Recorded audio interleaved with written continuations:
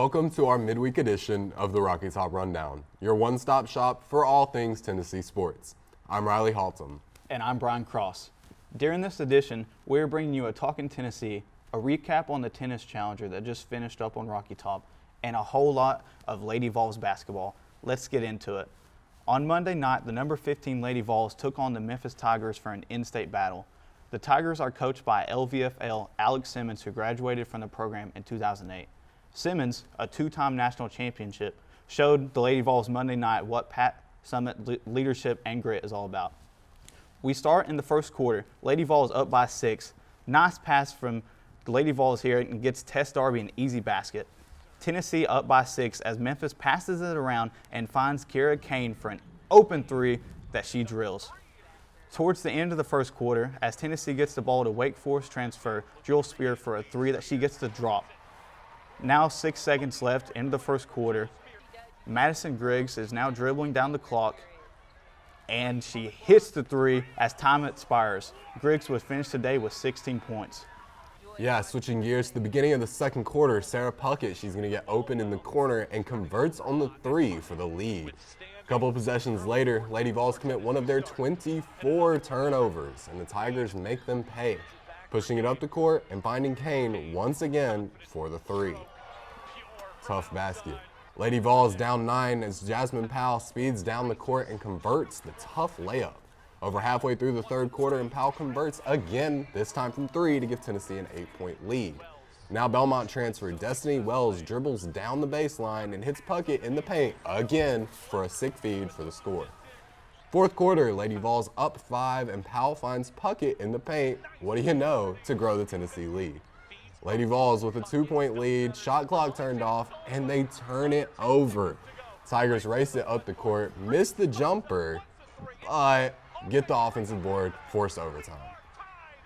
Early in the overtime period, Puckett gets the pass in the post and converts on the post move to give her a career-high 24 points. Lady Vols with another turnover, up 2 in overtime. The Tigers get an easy 3 to break on the break to tie the game. Up by 1, Destiny Wells gets the layup to go ahead and put the Lady Vols up by 3. Tennessee would secure the win, hitting their free throws down the stretch. With the victory, the Lady Vols move to 2-1 on the season and will be back in action at home against Troy on Sunday. We stick with our Lady Vol hoops as our reporter Alfred Esmond sat down with junior forward Jillian Hollingshed after the win on Monday for an exclusive interview.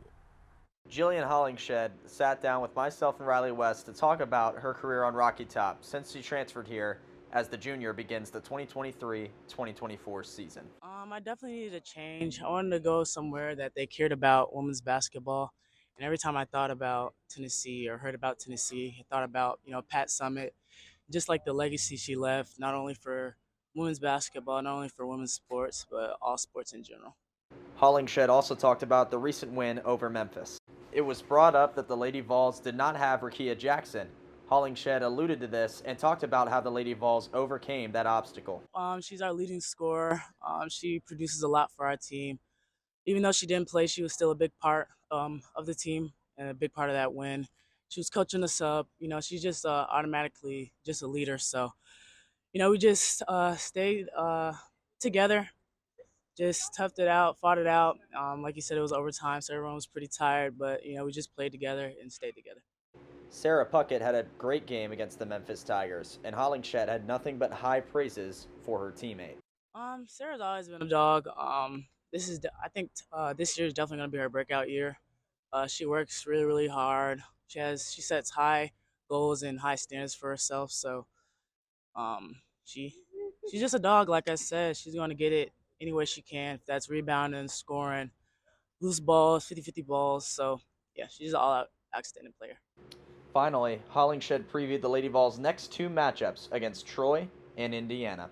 With Troy, they're kind of like Memphis, like very athletic, can run really fast, very coachable, just like very fast. So it's kind of like the same game plan for Memphis. And then for Indiana, we know they have a crazy press that's really, really good.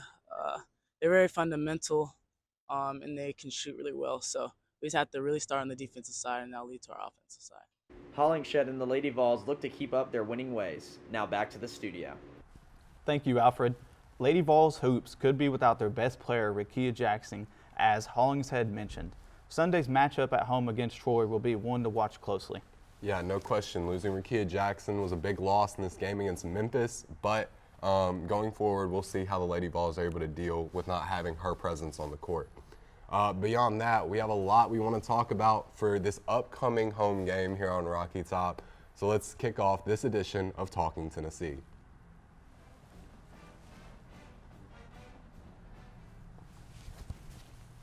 Yeah, for this game, Tennessee, Georgia is coming here to Neyland to play. Georgia's 10-0, coming off a 52-17 dominating win over Ole Miss. I think they were ranked top 10 at the time, so good team here we're talking about with Georgia. Last 10 games, UT is 8-2 in favor in Georgia, and the last win for the Vols came from a Hail Mary in Georgia. Man, Jennings. Juwan Jennings, Josh Dobbs, just one of my favorite plays in Tennessee football history. And these are two of the top 3 winning programs in terms of winning percentage in the SEC all time, with Georgia, Alabama, and Tennessee. So for this game, Dolly, the queen, she's going to be here on Neyland, here in Rocky Top, watching the game. So what does it mean for Tennessee if they're able to win this game? Now, this might be a hot take, but in my opinion, I think besides bragging rights, this game for Tennessee doesn't mean much. Yes, we will snap Georgia's 27-game win streak, and we might have a better chance at a bowl game, correct? And who knows, maybe we could storm the field like we did when we beat Alabama at home, cost the university some money, and maybe I'll grab some grass, take it home, put it in some soil, and then just have a whole vegetable garden, right? But I'd say looking on the other side, maybe if you're in red and black, and Tennessee does defeat Georgia, how does this open things up? Like, what does this shake up? Yeah, a Georgia loss here is going to open the college football playoff wide open. There are so many different things that could happen with a Georgia loss here, because now they're going into this game they're going into the SEC championship probably against Alabama with 1 loss, and then, if they lose, all of a sudden you have a 2-loss Georgia who had been, pretty much unanimously the dominant team in the SEC so far this season. I want to say 1-loss Alabama, win in the SEC championship. They've looked weaker than they have in a long time. So now you have to balance, how do you balance having Georgia, Alabama, and then you have so many other non-SEC teams that are having great years, Ohio State, Michigan, some of these Pac-12 monsters with Washington, Utah's having a pretty good season. There's a lot of good teams in college football playoff contention. So how do you balance having these teams here? All of a sudden, that playoff picture looks a whole lot more muddy if Georgia does happen to come here in Neyland and lose this game. But for them to lose this game, what is Tennessee going to have to do? Yes, so I think the key thing that Tennessee can do is establish the run game. And I think the matter on if we win or if we don't win all depends on Jalen Wright. In my opinion, I think he's the best running back this season in all of college football. And I think if we get the run game starting, we can get the safeties to crunch down in the box, the linebackers come down, and actually we might get a chance to get Bazooka Joe to prove up to his nickname, get away from the hitches and the dumps downs, and just be able to air the ball out for once, right? Now, defensively, what can we do to win? There's one key thing we can do to win, and I think it's to stop a 6'4" man who is about 240 pounds coming inside your house, destroying everything you go to work for every single day. How do you do that? Well, this man who is named Brock Bowers, you can't put a linebacker on him because he's too fast. You can't put a safety on him because he hits the weight room too much, he weighs too much, eats too many potatoes. So maybe we're going to have to find a man who's somewhere in the locker room who says, I'm going to stop this man from tearing down the shed of my house. Yeah, Brock Bowers is going to be a tough ask for that defense. Beyond that, you cannot forget about Ladd McConkey. He is the guy who just terrorized Tennessee last year. Brock Bowers had a quiet game against Tennessee. It was Ladd McConkey who really torched them, and it really exposed that secondary. You can't let that happen again not at home, not in Neyland, not while Dolly's watching. I mean, come on. But offensively, I love what you said about Jalen Wright, whether it's been on the radio, on my podcast, whatever it is. I've been harping on the fact that Jalen Wright is the Vols offense. That's who you need to run the entire offense through. It's because any given play, you give it to him on a 3rd and 1, there's a great chance he could take that, for 50 yards for a touchdown. That's just what Jalen Wright, his ability brings to the table, how explosive he is. And then on the other end, you got Bazooka Joe. Let him air the ball out, man. Like you said, just let him throw the ball downfield. I'm tired of the screens. I'm tired of the hitches. Throw the ball downfield. Let Squirrel White do what he does best. Let what Ramel Keaton do what he does best. Let these guys ball. Let them do what they do. That's my keys going into this game. But to wrap up talking Tennessee, give me a score prediction for this game. Yeah, so my final score prediction is 35-17. Sadly, I have Georgia winning. Yeah, fair. But let me set the scene for you. All right? Last year, Vols finally reached number 1 in the college football playoff rankings. They go to Georgia, play away at Georgia, and they get knocked out of number 1.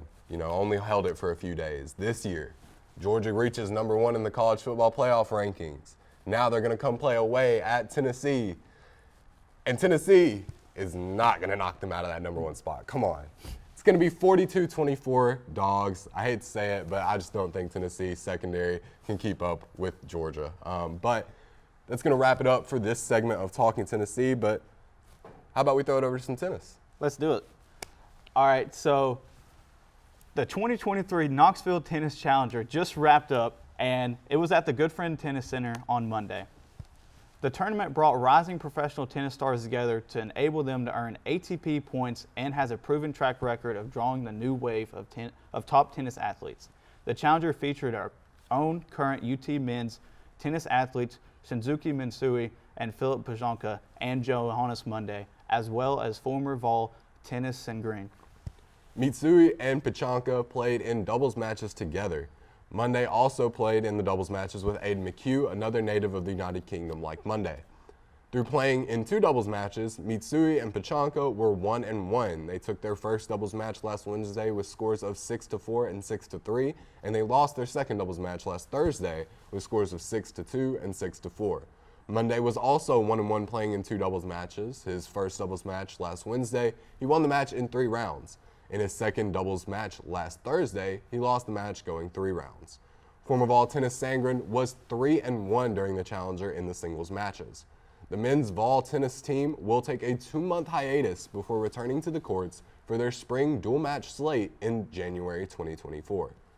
Thank you all for tuning into this week's edition of the Rocky Top Rundown. I'm Riley Halton. And I'm Brian Cross. We can't wait to see you guys next week, and mainly to see if our score predictions are right. But until then, go Vols.